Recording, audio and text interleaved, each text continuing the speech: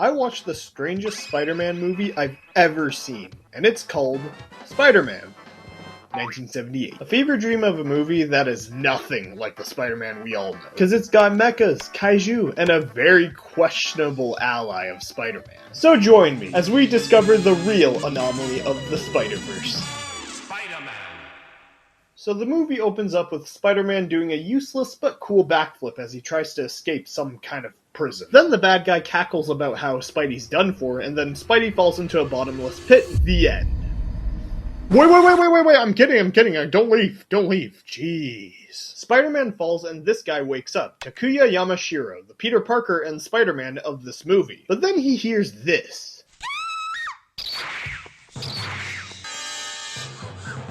That is the Iron Cross Army, the evil organization doing all sorts of villainy, which I didn't get because to me it looks like it's their first time intimidating someone. They make their getaway as Yamashiro shows up, but that won't stop our four-limbed arachnid. No siree. Spider-Man chases after them and then doesn't do much because they clearly don't know how to fight as well. After Spider-Man throws some Bluetooth punches, the bad guys dip, only for a mysterious man to appear who has an eye for pointing out the obvious. Spiderman. But it's all good because Spidey just saved the day and heads home. But something's off when he gets there and gets this phone call.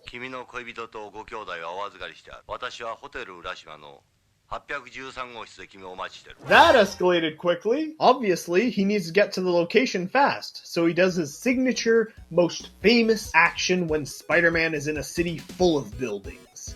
Driving in his space car. But when Spidey gets there and climbs up the building, I had a sudden question. Does no one care about Spider-Man in this universe? He's in broad daylight, climbing up a building out in the open, but there's zero commotion over Spider-Man being seen in public. Does no one read the Daily Bugle or see those pictures of Spider-Man? Are there no pictures of Spider-Man because J. Jonah Jameson is dead in this universe? Moving on, Spider-Man inspects the oh-so-obvious setup of supposedly where his loved ones are, but then he does this. Don't you have a certain sense for predicting danger? A spider sense, if you will. It's here where we're properly introduced to the mysterious man, Mamiya Juzo, a guy who's a part of a secret group that's fighting the Iron Cross Army, and the guy who was talking to Yamashiro over the phone earlier. Naturally, Spider-Man thinks he's some kind of villain because of what he said over the phone, but then he says this.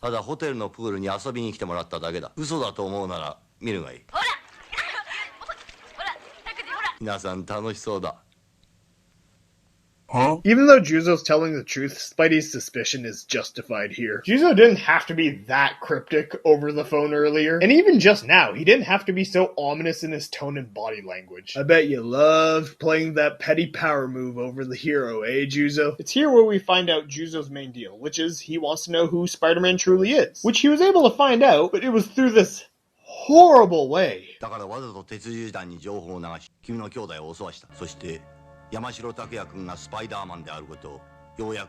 So before you even confirm who Spider-Man is, you dox your suspect and their family to the enemy just to confirm your suspicion. Juzo is a Twitter stan. He explains why he did that, and it's because he needs Spidey's help dealing with this guy who's been attacking boats, but Spidey, poor Spidey, he's just speechless as he processes everything that's happened since he got that phone call. But suddenly, yeah, Juzo, they did! I wonder how! Spider-Man tells Juzo to stay in the room and then magically teleports to a park, only for this to happen.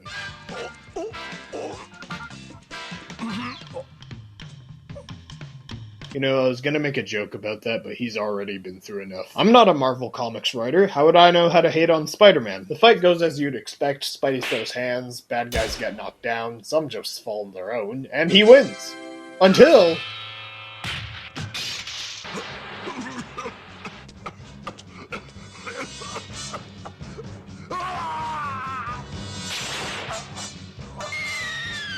Juzo.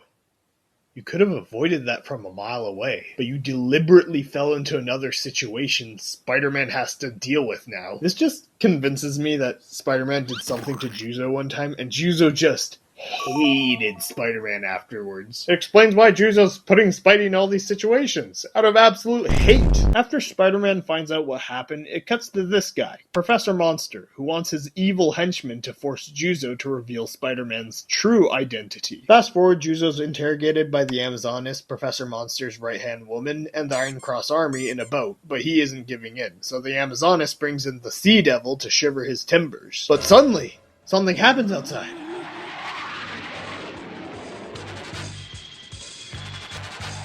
There he is, he's coming in hot to save the day, and he's dead. Or is he? Because it was actually a trick. This makes me wonder, why didn't those guards who knew it was a trick choose not to tell everyone else immediately? Moving on, the Amazoness tells the Sea Devil to attack this industrial complex since Juzo's not giving in, so it does this.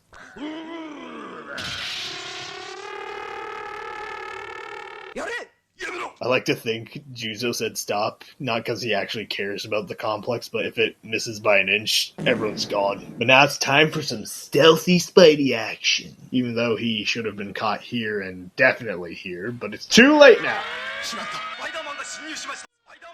Okay, I just want to pause here and appreciate the absolute awareness of some of these guards. Spidey's right here, okay? But this guy's staring straight into the wall. This guy doesn't even notice Spidey, even though Spidey's in his direct line of sight. And this guy's staring straight into the ground. Maybe he thinks Spider-Man is a spider-sized man. Eventually, a fight happens, boom, pow, wham, and then Spidey enters the ship to save his damsel in distress. One time they had a clear shot at Spider-Man, they all just back away. Oh no, he let his guard down, get back! It's also worth noting that the Amazoness literally did nothing this whole time. I'm not even joking, all she did was just watch the whole thing. Spidey saves Juzo and they make their getaway, but now a helicopter's on their tails. This turns into this long drawn out sequence of first Spider-Man dodging the helicopter's attacks and then him hijacking it. So he takes things up a notch by doing this. That's right, because what's a tokusatsu without a giant mech? As Marveler shows up, the Sea Devil becomes a giant and starts going after the complex. So Spider-Man pilots the Marveler, turns it into Leopardon, its fighting form, and scores that W. At the end, Spider-Man and Juzo reunite at the docks, have a heart-to-heart in the romantic sunset, and a genuine handshake. And so, we have reached the end of Spider-Man. 1978. Well, that was a film of all time. All in all, I found it okay. Not bad, not good, but just okay. But what were your favorite things about this Spider-Man movie? Share them in the comments. And while you're at it, like and subscribe. But until then, I'll see y'all in the next one.